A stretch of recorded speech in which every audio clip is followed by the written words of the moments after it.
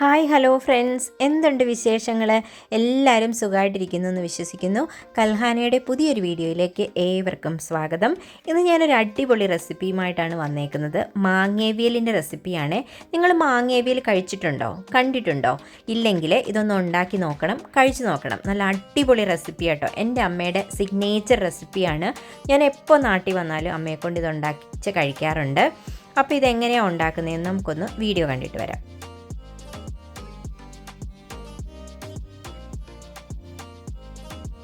അതിന് വേണ്ടിയിട്ട് 3 വിളഞ്ഞ മാങ്ങ നോക്കി എടുത്തേക്കുന്നത്. പുളി കുറവുള്ള മാങ്ങ നോക്കി എടുക്കണം. വലിയ കിളിച്ചുണ്ട മാങ്ങയ്ക്ക് ഇതിന് ബെസ്റ്റാട്ടോ. കാരണം ഇതിൻ്റെ മെയിൻ ഇൻഗ്രീഡിയൻ്റ് എന്ന് പറയുന്നത് മാങ്ങയാണ്. അപ്പോൾ ഒരുപാട് മാങ്ങ വരുമ്പം പുളി ഒരുപാട് വരില്ലേ, അപ്പോൾ നമുക്കത് കഴിക്കാൻ ബുദ്ധിമുട്ടാവും. അതുകൊണ്ടാണ് പുളി കുറഞ്ഞ മാങ്ങ നോക്കി എടുക്കണം എന്ന് പറഞ്ഞത്. ഇനി ഇതിനെ കുറച്ച് വലിയ കഷ്ണങ്ങളായിട്ടൊന്ന് മുറിച്ചെടുക്കണം. തീരെ ചെറിയ കഷ്ണങ്ങളായി കഴിഞ്ഞാൽ മാങ്ങയല്ലേ, അത് ഉടഞ്ഞു പോകും വെന്ത് കഴിയുമ്പം. അപ്പോൾ അത്യാവശ്യം കുറച്ച് വലിപ്പമുള്ള കഷ്ണങ്ങളായിട്ട് ഇതിനെ ഒന്ന് മുറിച്ചെടുക്കുക. മുറിച്ചെടുത്ത് കഴിഞ്ഞിട്ട് ഇതിനെ ഒരു അരമണിക്കൂർ തിളച്ച വെള്ളത്തിലിട്ട് വയ്ക്കണം. അപ്പോൾ മാങ്ങയുടെ പുളിയൊക്കെ ഏകദേശം ഒന്ന് പോയി കിട്ടും. പിന്നെ നമുക്ക് ഇതിൻ്റെ കൂടെ ചേർക്കാൻ വേണ്ടി വേണ്ടത് നല്ല മീനാണ്.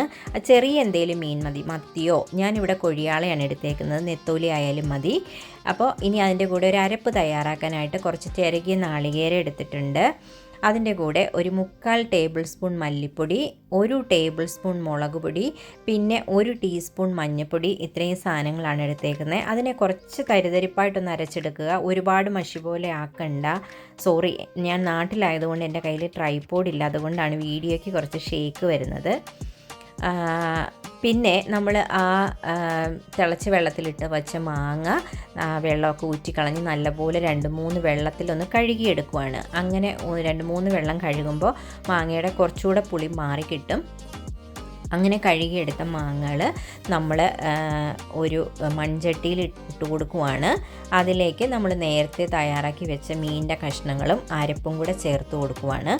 ഇനി അതിലേക്ക് നമ്മൾ മിക്സിയുടെ ജാറ് കഴുകിയ വെള്ളം കൂടെ ചേർത്ത് കൊടുക്കുന്നുണ്ട്. ഇനി വേണ്ടത് 1 ടേബിൾ സ്പൂൺ ഉപ്പാണ്. 1 ടേബിൾ സ്പൂണും പിന്നെ ഒരു പിഞ്ചും കൂടെ ചേർക്കുന്നുണ്ട് ഉപ്പ്. നിങ്ങളുടെ ആവശ്യത്തിന് ഉപ്പ് നോക്കിയിട്ട് ചേർക്കുക. പിന്നെ ധാരാളം കറിവേപ്പില ചേർക്കുന്നുണ്ട്. നമ്മുടെ നാട്ടിലായതുകൊണ്ട് കറിവേപ്പിലയ്ക്ക് ഒരു ക്ഷാമവും ഇല്ല. അപ്പോൾ അതും കൂടെ ചേർത്ത് നന്നായിട്ട് ഈ കഷ്ണങ്ങളും മീനും അരപ്പും കൂടെ ഒന്ന് മിക്സ് ചെയ്ത് നമ്മളിവിടെ അടച്ച് വെച്ച് വേവിക്കാൻ പോവുകയാണ്. കാരണം ഇത് തിളച്ച് കഴിഞ്ഞാൽ പിന്നെ സ്പൂണ് കൊണ്ട് ഇളക്കരുത്.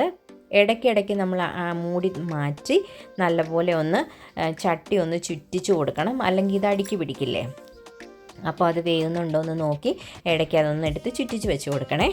സ്പൂൺ ഉപയോഗിക്കില്ല. സ്പൂൺ ഉപയോഗിച്ചാൽ ഞാൻ നേരത്തെ പറഞ്ഞില്ലേ, അത് പൊടിഞ്ഞു പോകും മാങ്ങ. അപ്പോൾ അങ്ങനെ പല പ്രാവശ്യം ഞാൻ അതിൻ്റെ അടപ്പ് തുറന്ന് അതൊന്ന് ചുറ്റിച്ച് വെച്ചിട്ടുണ്ട്. മാങ്ങയും മീനും അല്ലേ, അതിന് ഒരുപാട് വേവൊന്നുമില്ല. അപ്പോൾ പെട്ടെന്ന് അത് റെഡിയായി കിട്ടി. ഇപ്പം നമ്മുടെ കറി ഇവിടെ വറ്റി വന്നിട്ടുണ്ട്. ഈ സമയത്ത് ഞാൻ സ്റ്റൗ ഓഫ് ചെയ്ത് കൊടുക്കുവാണ്. ഇനിയിപ്പോൾ ഒരു 10 മിനിറ്റ് കഴിഞ്ഞിട്ട് ഇതിൻ്റെ ഫൈനൽ ലുക്ക് ഇങ്ങനെയാണ്. അപ്പോൾ ഞാനൊരു സെർവിങ് ഡിഷിലേക്ക് ഇത് മാറ്റുവാണ്. കണ്ടില്ല, നല്ല അടിപൊളി സാധനമാണ്. എല്ലാവരും ഒന്ന് ട്രൈ ചെയ്ത് നോക്കണേ. ഇതിങ്ങനെ തന്നെ കഴിക്കാൻ ഭയങ്കര ടേസ്റ്റാണ്. ഇന്നിപ്പോൾ ഉണ്ടാക്കിയിട്ട് നാളെ കഴിക്കാനാണ് കൂടുതൽ ടേസ്റ്റ്. പഴങ്കഞ്ഞിയുടെ കൂടെയൊക്കെ സൂപ്പർ കോമ്പിനേഷനാണ് കേട്ടോ. അപ്പോൾ എല്ലാവരും ഇതൊന്ന് ട്രൈ ചെയ്ത് നോക്കണേ. എനിക്ക് ഈ മാങ്ങേവിയൽ തന്നെ ഇങ്ങനെ കഴിക്കാനാണ് ഇഷ്ടം, ചോറിൻ്റെ കൂടെ ഒന്നും കഴിക്കാനല്ല.